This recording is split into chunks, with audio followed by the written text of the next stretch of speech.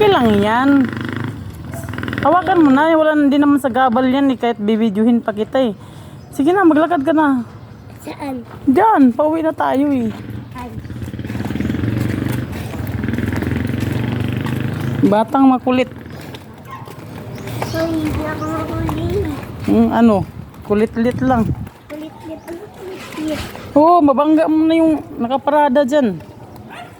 Oo, mabangga mo na. Lagi mabangga. Hindi tinitingnan ng daanan eh.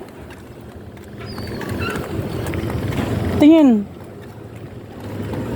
Kakabanggain mo pa yung nakaparada. Ang laki niya na.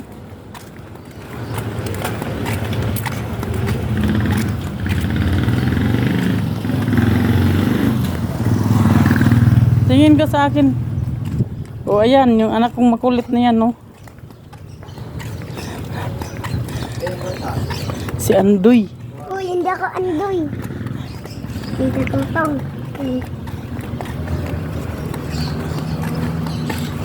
O, tabi ka, tabi.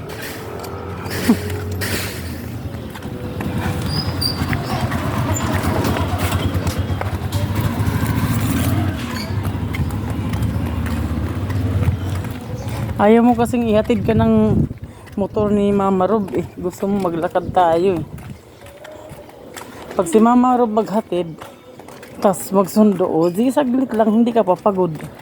Ano? O ba ayaw mo eh. Gusto mo ako.